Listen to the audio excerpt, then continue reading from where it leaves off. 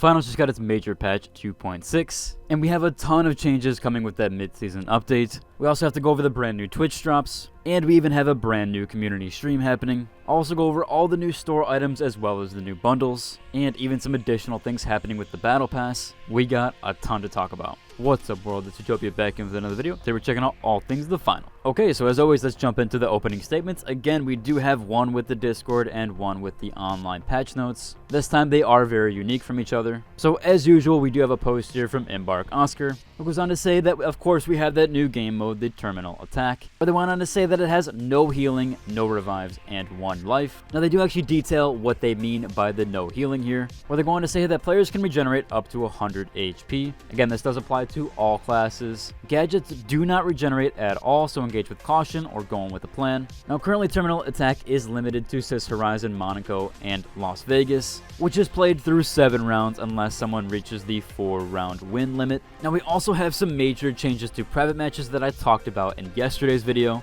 Again, they're making that private match change to only need 2 players to start, and they're even adding power shift to it. We have done a lot of testing there with that. That's really cool that they're going to eat that cost there and allow you to start with just 2 players. They've also added those 2 bonus pages to the Battle Pass, and you can see those here, which does include 4 new items. Really cool and akin to something like Fortnite does, where they do add those Battle Pass pages at the end of the season or near the middle of the season. Now they also added power shift to the Soul map, so as you see they are heating those things up and getting these game modes to different maps and the newer ones as well. They also went on here to say that for the first time ever, they're adding an outfit bundle to the store where you can choose to buy an individual item from the bundle and not the entire bundle at once. It is to note this only applies to 1 bundle currently, so we will see if they do eventually add it to other bundles. It also surprisingly doesn't include that for the disc bundle or the disc set there. You will have to buy that full bundle there. So currently that only applies to the Aggressor bundle and not the other ones. We'll have to wait and see if they do eventually put that on the other bundles, hopefully so.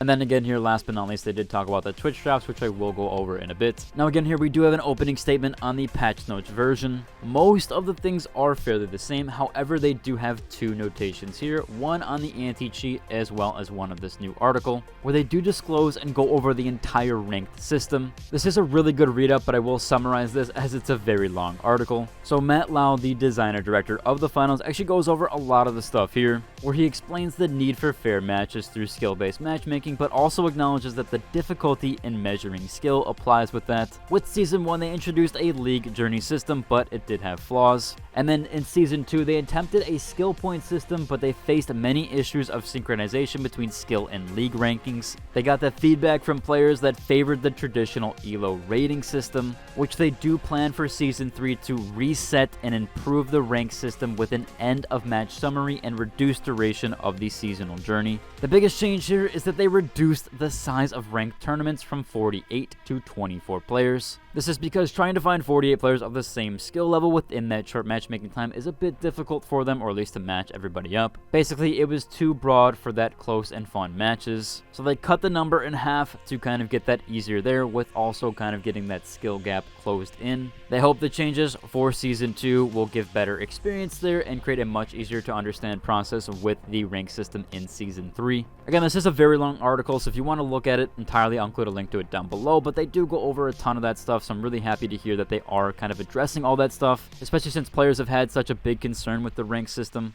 Now, they also had a really long note and portion here about the anti-cheat stuff, where they go on to say here they have a multi-layered defense system, including EAC and additional prevention methods. Now, originally they did have Nexon's anti-cheat involved there, however the article for that, or at least where they used to have the article, is kind of gone. I'm not exactly sure if Nexon anti-cheat is still working on the finals. I hope it does, and I think it does overall. However, when I looked back in my previous video trying to find that article for it, it was completely gone and gave me an error 404. So that Nexon stuff has been since removed from the finals page. Maybe it just moved to a different location. In the FAQ section, it is also there, at least for the anti-cheat, but they don't disclose about the Nexon anti-cheat. Of course, they go on here to say that they issue bans ranging from temporary to permanent, depending on the severity of the offense, and repeat offenders will face permanent bans. They also disclose that they do have that new video program system on Discord, which I discussed in my last video, to submit evidence, which also now, by the way, if you look on the scoreboard, it actually does showcase the numbers next to the name. So do make sure when you are recording or trying to submit video evidence that you do show the scoreboard, so that way they can see those player numbers and player name. And then of course they said the team is actively developing new technologies to combat cheating and ensure a fair gaming experience. Now on to the actual patch notes. The big ones here are for balance, where the barricade got the increased size of the barricade by 20%. So now you'll see even larger barricades. Pretty cool there adjustment wise. The glitch grenade got its glitch effect updated, so now that it will pass through mesh shields and dome shields. This way it doesn't bounce off when you throw them, so definitely a nice buff there for the glitch grenade. The stun gun got its increased projectile maximum distance from 12 to 16. However, it did get nerfs there as well, where players who are stunned can now use their specialization and gadgets while stunned. They can also now aim down sights while stunned, and they can even crouch. There was a dev note here that said that we felt the stun gun was a little too dominant as a gadget and led to too many slow inevitable downs. The stun effect now mostly lowers the target's movement speed, blocks them from jumping, mantling, or vaulting over obstacles, and interrupts interactions. So I know a lot of people are using it for cash out stuff, so that's basically what it's going to be mainly used for. This makes the stun players vulnerable but gives them a fighting chance, at least on a one-on-one attack. And then for the vanishing bomb, they decreased the impact of the cloaking effect, so the affected players are slightly easier to see when moving. Again, this also does apply to the specialization of cloaking device. For the weapon section, they got the FCAR damage decreased from 25 to 22. However, with that, they did increase the magazine size from 20 to 25, so you should still be able to get decent amount of downs during a clip. However, you will do less damage over time, so less DPS. They also increased the fall-off damage multiplier at max range from 50 to 55, meaning it will do slightly more damage at range. However, in the dev note here, they show that the FCAR is very strong in the hands of good players, but harder to use for newer players. So these changes should help at the higher skill levels, while slightly being more forgiving to newer players. That's with that extended clip size. And even in the private test, and when I played that private event, a lot of people were still using the FCAR over the FAMAS. That was even with the FAMAS being basically a laser, as it didn't have much recoil in that private test, where it did have a lot more added when it was released. Now, there was a section here for audio where they increased the priority of enemy footsteps, so the occlusion will make them easier to hear. And they also adjusted the loudness of the dematerializer and the rematerializer sound. That way you can know when people are behind you, at least using that against you. There's also some additional fixes for the maps as well as the characters. Now, they also do have a big section here for controller gyro stuff. There's currently an issue with it where the defaults are initially wrong. They do recommend that you restore defaults in the gyro tab before enabling it and try out those new settings. They had several fixes here for the gadgets, including the flashbang, where they fixed an issue where the weak flashes could overwrite strong flashes. They had some graphical fixes for the consoles here where they did reduce that graphical TAA artifacts. Again, we did see those private matches and those ranked changes overall. We also had some specialization, stability, and even setting changes here where they did add the embark portal in the system menu. Now, here's a note for the store section. They do say that players can now purchase single items within a bundle. They just mentioned a bundle, but it only applied to the new one, so I do wonder if that's a bit of an error there, or at least an error on the side of the game. That'll probably be fixed within the next day or so, I believe, or at least changed in the patch notes, or at least adjusted there. Again, I assume that they mean for every bundle, so we'll have to wait and see what they do with that. Now, the UI got a ton of changes and polishes to it. There's a bunch here if you want to go over those. There is some really cool, significant ones, where they even added additional contextual pings in the menu. They did a lot of polishing and refining with how pings are visualized in game as well, where those icons are now smaller and will scale depending on the screen size and centeredness. And then last up here for the security and anti-cheat, they added a requirement to have secure boot enabled for certain players. They added several new suspension rules based on anomaly detection. They added a suspension rule for using aimbot, of course, and then just overall general improvements and fixes there.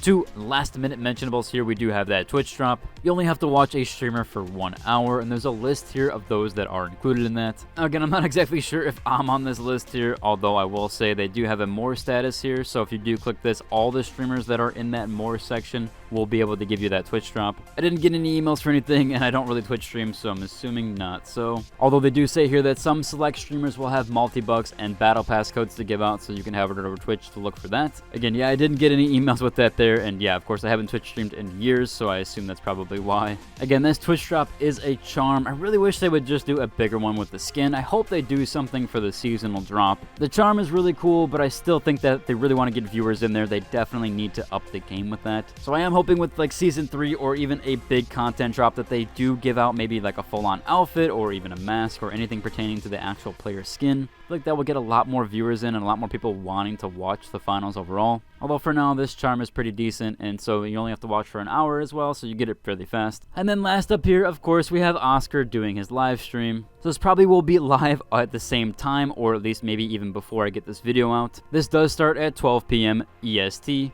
11 a.m. CST, or 9 a.m. PST. Again, they'll be live both on the YouTube and Twitch. Although if you want that Twitch drop, I'd probably recommend heading over to their Twitch page. Overall, though, it seems like people are really happy with this update. I'll probably cover more of the Reddit stuff tomorrow, as well as some of the player feedback. Overall, though, it should about cover for today's video. If you like, subscribe, and until the next one, deuces.